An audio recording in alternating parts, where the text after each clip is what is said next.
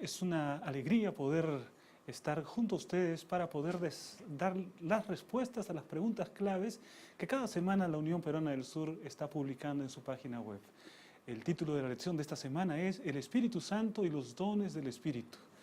Y vamos entonces con la pregunta número 1. La pregunta número 1 de esta semana es la siguiente.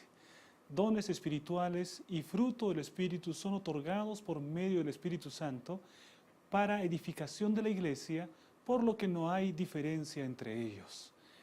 ¿Falso o verdadero? Vamos a ver qué es lo que nos dice la lección de la escuela sabática. En el día sábado por la tarde nosotros encontramos la siguiente declaración. Los dones espirituales son otorgados por medio del Espíritu Santo en Cristo para edificación de su iglesia. Esta semana estudiaremos al Espíritu Santo como el dador soberano de los increíbles dones de Dios y veremos la diferencia entre el fruto del Espíritu y los dones del Espíritu. En otras palabras, parte importante de la lección de esta semana ha sido ver cuál es la diferencia entre los dones del Espíritu y el fruto del Espíritu. Hay diferencia, y si nosotros vamos a la pregunta afirmaba que no hay diferencia entre dones espirituales y el Espíritu y el fruto del Espíritu, por lo cual la respuesta es falso. Respuesta falso. Vamos ahora con la pregunta número 2. La pregunta 2 dice lo siguiente. A nadie se le requiere manifestar el fruto del Espíritu, pero todos deberían manifestar un don del Espíritu. ¿Qué les parece a ustedes? A nadie se le requiere manifestar el fruto del Espíritu, pero todos deberían manifestar un don del Espíritu. ¿Será falso o será verdadero? Vamos con la respuesta que se encuentra en un párrafo de la lección en el día domingo. Y en la parte que estamos resaltando dice lo siguiente, a nadie se le requiere manifestar un don del Espíritu, pero todos deberían manifestar el fruto del Espíritu. Entonces lo que todos deben manifestar es el fruto del Espíritu, es decir, un cambio del carácter a semejanza del carácter de nuestro Señor Jesucristo. Eso es algo que el Señor pide a todos los cristianos. Aun cuando a manifestar un don del Espíritu es algo que el cristiano va a poder realizar y que no se le requiere ni se obliga que tenga un determinado don. Por lo tanto, cuando vamos a la respuesta tendríamos que colocar falso. Respuesta, falso. Vamos con la pregunta número 3. La pregunta 3 dice lo siguiente. No hay ningún mandato que indique que todos deban tener un don en particular, tal como hablar en lenguas. Esta es una pregunta sumamente interesante, ¿no? Porque hay ciertas personas que dicen que de todas maneras una persona debe manifestar un don que es el don de lenguas en su vida. Si no ha manifestado el don de lenguas, entonces no tiene el Espíritu Santo en su corazón. Porque dicen ellos, la única manera visible en que se muestra que el Espíritu Santo está en nuestra vida es la manifestación del don de lenguas. Vamos a ver qué es lo que dice la lección de la escuela sabática.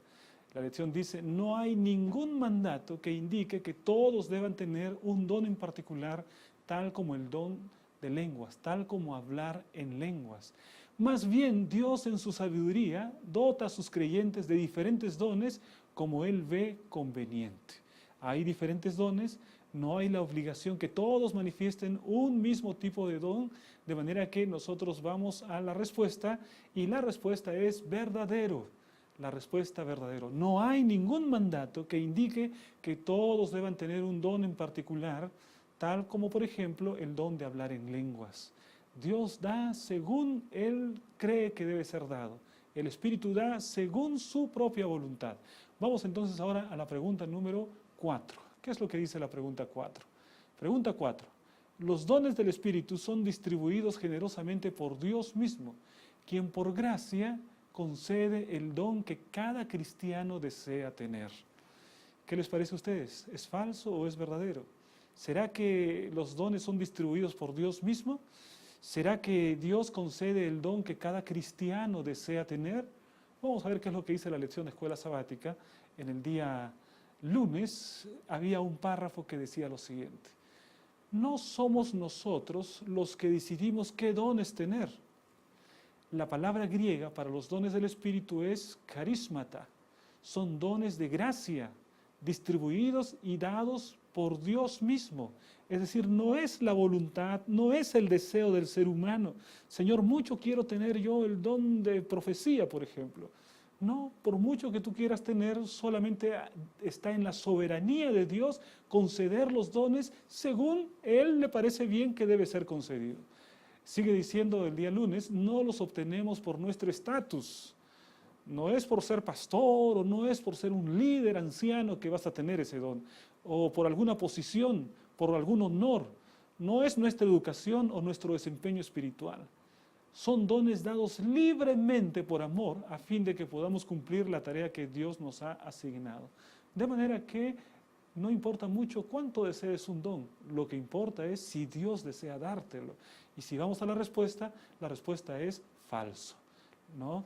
La respuesta es falso, porque el Espíritu no concede el don que el cristiano quiere, sino como Él quiere conceder, es así como Él da los dones a los seres humanos. Vamos con la pregunta número 5. Dice lo siguiente, la pregunta 5. Envidiar dones ajenos es una señal de ingratitud hacia Dios y de que dudamos de sabiduría. Envidiar dones ajenos es una señal de ingratitud hacia Dios y de que dudamos de su sabiduría. ¿Será falso o será verdadero? ¿Qué les parece a ustedes? Si alguno envidia algún don espiritual. Vean ustedes en la última parte, en este párrafo extraído del día lunes, dice: envidiar dones ajenos es una señal de ingratitud hacia Dios y de que dudamos de su sabiduría. Cuando nosotros estamos envidiando, me gustaría mucho tener el don que tiene aquel hermano, el hermano tiene el don de la enseñanza, me gustaría yo, lo envidio. Ya, envidiar, que significa codiciar lo que otro tiene para tenerlo nosotros, entonces estaríamos diciéndole que es una ingratitud a Dios. Porque finalmente Dios es el que ha entregado el don al hermano y que te ha dado a ti tu propio don. Y además significaría que estamos dudando de la sabiduría divina, porque si Dios ha distribuido según su sabiduría a cada uno, y yo estoy queriendo aquello que el Señor no me ha dado, entonces simplemente estoy dudando de la sabiduría de Dios, que es el que ha distribuido el don a mi hermano y me ha dado un don a mí. Entonces vamos a ir por la respuesta es verdadero. Envidiar dones ajenos es una señal de ingratitud hacia Dios y es una señal de que dudamos de su sabiduría. Vamos con la pregunta número 6.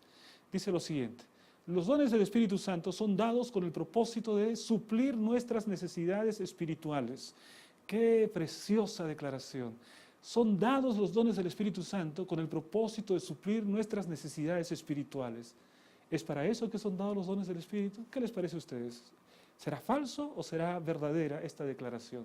Vamos a ir con lo que dice la lección de escuela sabática en el día martes. Dice lo siguiente, presten atención.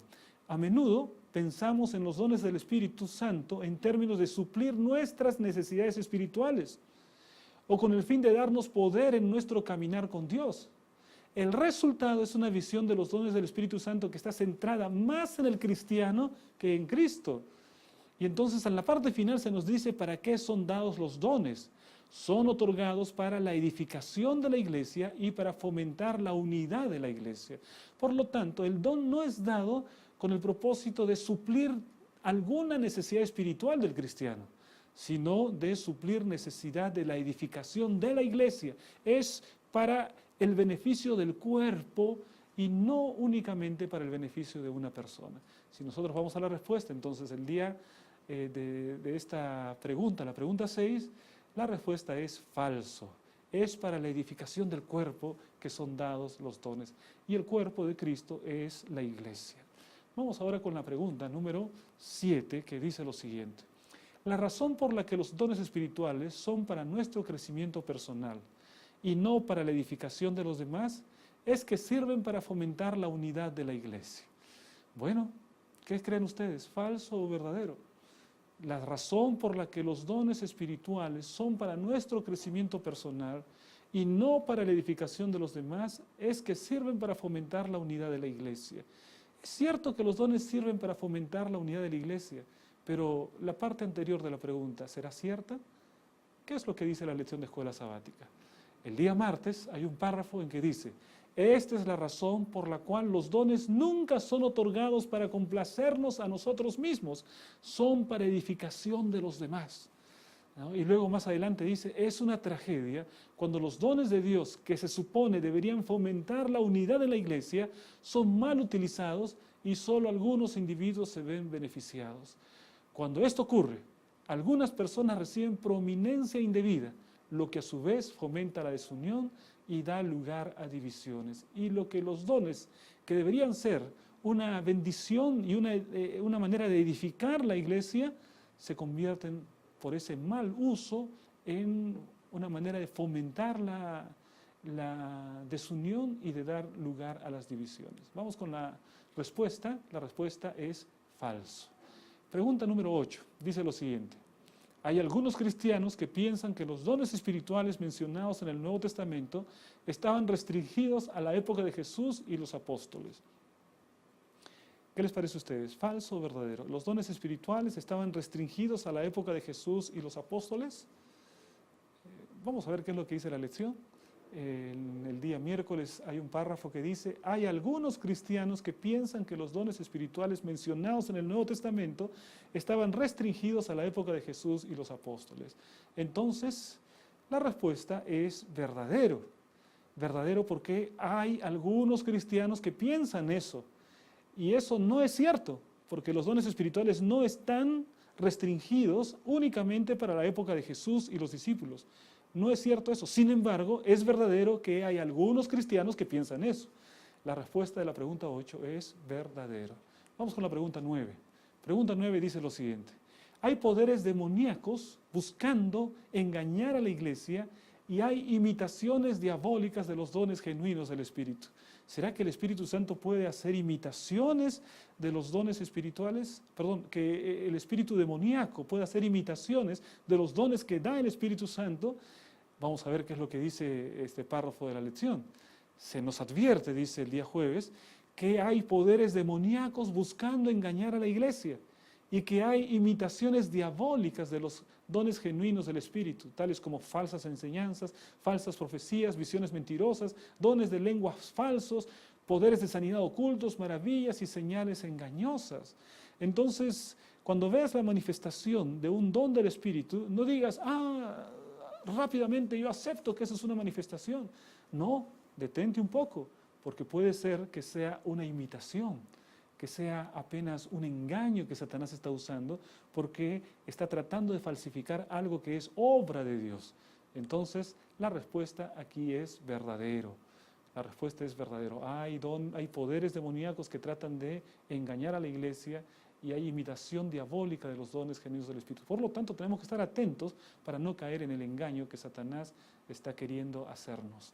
Vamos con la pregunta número 10. La Biblia registra los eventos que eran cruciales en el establecimiento de la iglesia primitiva y estos eventos a menudo incluían milagros. ¿Cuál es la respuesta aquí?